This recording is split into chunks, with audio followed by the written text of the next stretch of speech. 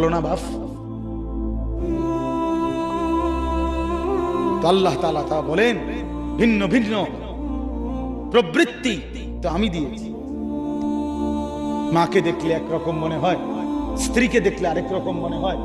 এই হালাত, দিলের এই অবস্থাটা পরিবর্তন কে করছে? কার নাফরমানি করো? কার নাফরমানি? এজন্য লজ্জা থাকলে, আমার কথা শেষ, শরম যদি থাকে, মায়ের দুধ যদি খেয়ে থাকো, আমি বললাম বেনামাজি ছেলেরা আজকের রাতে এশার নামাজ পড়ো। এখন প্রয়োজনে যদি শরীর না পাক থাকে, পেশাব করে পানি নিয়ে আনিয়ে থাকো, তো আজ রাতে গোসল করো, নতুন লুঙ্গি পরে নামাজে সেজদা দাও, চোখের পানি ফেলে আল্লাহকে বলো, মাওলা বহুদিন তোমাকে নারাজ করেছি, আজ ওয়াদা করছি আর তোমাকে নারাজ করব না। আল্লাহ বলবে, বান্দা আমি এখনই তোর পেছনের সব মাফ করে দিলাম। আল্লাহ বলে, বান্দা তুমি যদি রাত্রে আসো আমি রাত্রেই আসবো, তুমি যদি দিনে আসো আমি দিনেই আসবো। গুনাহ নিয়ে আসবা মাফ চাইতে রাতে, আমি আল্লাহ মাগফিরাত নিয়ে আসবো রাতে। তুমি আসবে যখন, তুমি আসবা এক বিগত, আমি আসবো এক হাত। তুমি আসবা এক হাত, আমি আসবো দুই হাত। তুমি আসবা হাঁটতে হাঁটতে, আমি আসবো দৌড়তে দৌড়তে। আও না বান্দা, আও, দেও সেজদা দাও, গোলামি করো, বন্দেগী করো, আমাকে ডাকে। কেন ভুলে গেলাম? মা গাররাক, মা গাররাক। আল্লাহ বলছে কোরআনে, মা গাররাক। এই মানুষ, এই আমার বান্দা, কেন আমারে ভুলে গেল? কেন ভুলে গেল? আমি কি সৃষ্টি করি নাই? আমি কি অঙ্গ প্রত্যঙ্গ দেই নাই? আমি কি এমন সুন্দর সুঠাম স্বাস্থ্য বানাই নাই? আমি কি এই চমৎকার চেহারার আকৃতি দেই নাই? আমি কি দুইটা চোখ দেই নাই? আমি কি একটা জিহ্বা দেই নাই? আমি কি দুইটা ঠোঁট দেই নাই? আমি কি তোমাকে বানাই নাই? বলে বলো না ছেলেরা, উত্তর দাও ভাই, রাত গভীরে উত্তর দাও। গভীর রাত, এখন কোটি কোটি মানুষ ঘুমায় গেছে, তুমি এখন বলো ইনসাফের সাথে। কত নারী দেখলে সব মিটবে? কত উলঙ্গ ছবি দেখলে তোমার তৃপ্তি হবে? হ্যাঁ, মোবাইলে কত নগ্ন ছবি দেখলে তোমার আউশ মিটবে?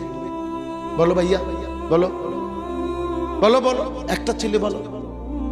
পৃথিবীর কত লক্ষ নারী দেখলে তোমার আর দেখতে মন চাইবে না? কত উলঙ্গ ছবি দেখলে তোমার আর মন চাইবে না? যে মদখোর, যে নেশাখোর, সে তো আটলান্টিক মহাসাগরের ভরা মদ খেলেও তার তৃপ্তি হবে। যে জুয়ারি, সে জুয়া খেলতে খেলতে তার যদি ভিটা মাটি বউ বাচ্চাও দিয়া দেয়, তারপরও তার জুয়ার নেশা যাবে না। যে নারীতে আসক্ত, তার তৃপ্তি হয় না। গুনাহ তৃপ্তি দেয় না, নাফরমানি তৃপ্তি দেয়। দুনিয়া একদমই অল্প, একদমই অল্প, একদমই অল্প, একদমই অল্প। আজকে যারা বৃদ্ধ মানুষ, আপনারা ভাবেন আপনি সেই ছোট্ট ছিলেন, আপনি কিশোর হলেন, তরুণ হলেন, যুবক হলেন, আজ অক্ষম দুর্বল বৃদ্ধ, আর কয়েকদিন, যে কোনো দিন আপনি কবরস্থানে। আজকের যুবক ভাই, তুমি ভাবো, তুমি তো প্রথম দিন যুবক ছিলে না, এক ছোট্ট কোলের বাচ্চা ছিলে। আজ তুমি ধীরে ধীরে তোমার সেই শিশুকাল চলে গেল, কিশোরকাল চলে গেল, তরুণ কালও চলে গেল।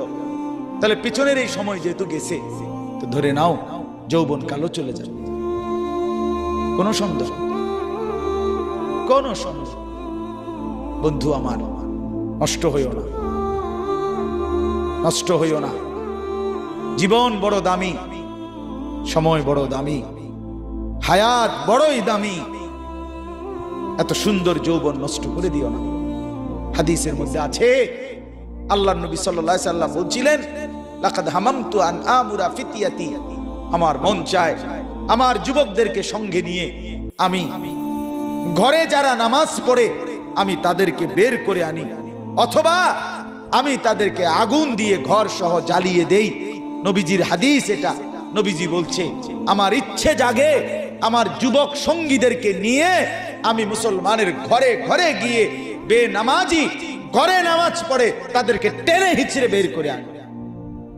কথা ছিল এই, কথা ছিল যুবক সমাজ গড়বে, কথা ছিল যুবক মানুষকে আল্লাহর দিকে ডাকবে, কথা ছিল যৌবনকাল আল্লাহর জন্য ওয়াকফ করবে। আজ দিয়া দিছে নারীর কাছে, জিনার ব্যভিচারের কাছে, মদ আর জুয়ার কাছে, মোবাইলের কাছে। আস্তাগফিরুল্লাহ, আস্তাগফিরুল্লাহ, আস্তাগফিরুল্লাহ। এক নারী এত দরকার, এক মেয়ে এত দরকার যে দুনিয়া ভুলতে হবে, আখিরাত ভুলে যেতে হবে, সমাজ ভুলে যেতে হবে। এক নারীর মধ্যে এতটা কি হয়ে গেল যে এটার পিছনে সারাক্ষণ সময় দিতে হবে? এটা কি এমন আশ্চর্য বস্তু?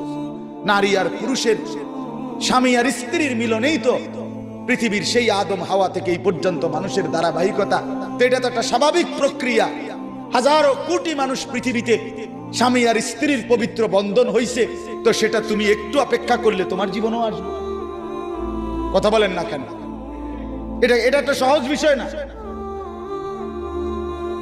আল্লাহ তাআলা আমাদেরকে বুঝার তৌফিক দান করেন।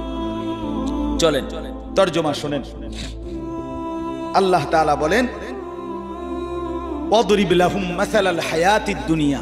হে নবী, আপনি আমার বান্দাদের নিকট, এই শেষ তরজমা বললেই শেষ। শুনতেছেন? আল্লাহ বলেন, হে নবী, আপনি আমার বান্দাদের নিকটে দুনিয়ার জীবনের দৃষ্টান্ত, উপমা, পরিমাণ, পরিধি বর্ণনা করেন। দুনিয়া কদ্দুর, দুনিয়ার হায়াত কদ্দুর। আল্লাহ বলেন একটা উদাহরণ দিয়া বুঝান। নবীকে বলছে, কি দিয়া বুঝান? উদাহরণ। তো আল্লাহ উদাহরণ দিছে, মনে করেন এটা একটা ধান ক্ষেত, এই একটা ধান ক্ষেতের উদাহরণ। আল্লাহ বলেন কৃষক এটার মধ্যে জ্বালা ফেলাইছে, ওই যে ধান, এটা জ্বালানি কর, শুনতেছেন তো? জ্বালা ফেলাইছে।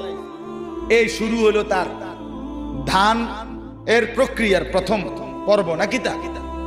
আল্লাহ বলেন, তো এই ধান গাছের উপরে আকাশ থেকে আমি আল্লাহ পানি বর্ষণ করলাম, বৃষ্টি, তো পানি বর্ষণ হলো। এখন কি হলো? আল্লাহ বলেন এরপরে ধীরে ধীরে লক্ষ্য করেন যে এই ধান গাছ থেকে কয়েকদিন পরে ছোট্ট একটা সবুজ গাছের চারা বের হয়েছে। এবার খেয়াল রাখেন, এই চারাটা বড় হইতেছে, বড় হইতে হইতে সবুজ শ্যামল পুরা ক্ষেত ধান গাছে ভরে গেছে।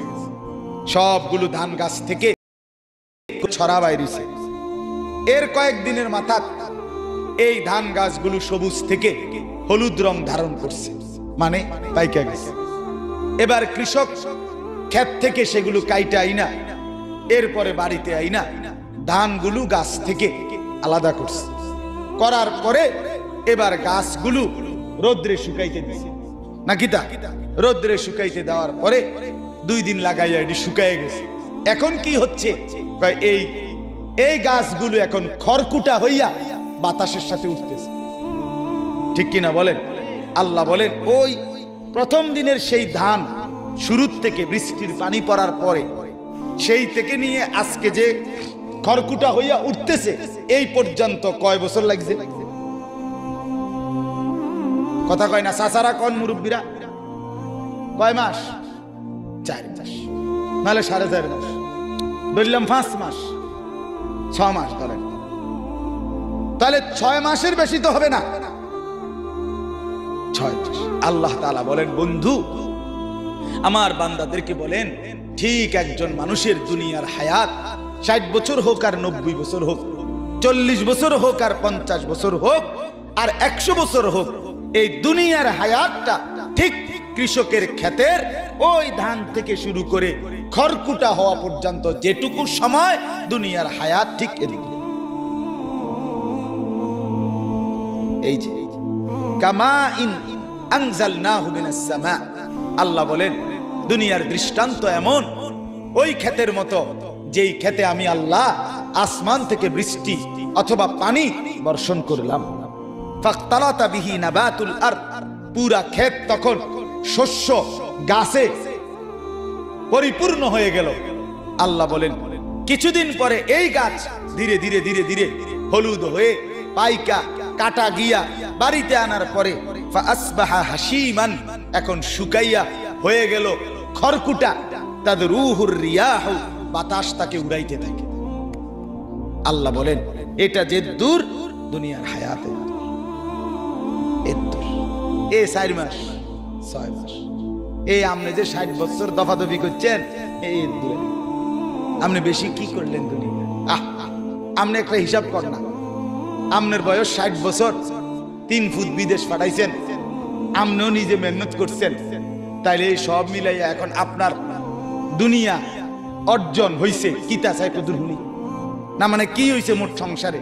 1 সেট সোফা, একটা ডাইনিং টেবিল, 6টা চেয়ার, 2টা আলমারি, হ্যাঁ, 2 ডজন কাঁচের প্লেট, 1 ডজন চার কাপ, 4টা নুনের বাড়ি, 2-4টা বদনা, 2টা গোসলের বালতি, 2টা বালতির লগে মগ, হ্যাঁ, কথা কর না? এরকম কিছু আসবাবপত্র, ফার্নিচার, এই তো না, আর কি তা? আর হলো বাজার সদাই, পাঙ্গাস, তেলাপিয়া, দৈন্যাতা, কাঁচা মরিচ, দুন্দুল, কইডা, কথা বলেন, পেঁয়াজ, রসুন, আদা, খানা খাদ্য, এই তো না, আর কি? কয়টা ইট বালু গাঁথছেন, সিমেন্ট মাখছেন, এই তো আর কি? এর জন্য অনন্তকালের আখিরাত সব ছেড়ে দিলেন। এ কদ্দুর এ সোফা আর এ খাট পালং কদ্দুর গুছানের লাগা আপনি এত বড় অনন্তকালের আখিরাত ছেড়ে দিলেন। নামাজও পড়লেন না, যাকাতও দিলেন না, হজও করলেন না, হ্যাঁ, হালাল উপার্জনও করলেন না, ওজনেও কম দিলেন, ধোকাও দিলেন, প্রতারণাও করলেন, সুদও খাইলেন, ঘুষও খাইলেন, সিটারিও করলেন, বাটপারিও করলেন, ছেলেও নামাজ পড়ে না, মেয়েও নামাজ পড়ে না, বউও নামাজ পড়ে না। ওমা আপনি কিতে করলেন? আর কি তো করলেন? আল্লাহ বলেন বান্দা ভেবে দেখো, ভেবে দেখো, ভেবে দেখো বান্দা কি করেছো, আহামরি কি অর্জন করছে। এমন যদি হইতো হুজুর আমি আটলান্টিক মহাসাগরটা মাড়ি দিয়ে ফুরাইছি এই 60 বছর, মাশাআল্লাহ, তো বিরাট কিছু, এত বড় সাগর মাড়ি দিয়ে ফুরান,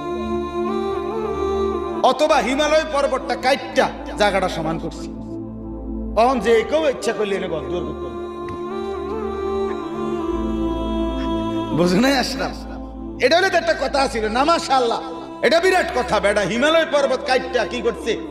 মানুষের বসবাসের উপযোগী করছে, অন মানুষের গদ্দুয়ার করবে। এনে আপনি কি বেশি কি করছে? আল্লাহ বলেন ওয়া কানাল্লাহু আলা কুল্লি শাইইন মুকতাদিরা।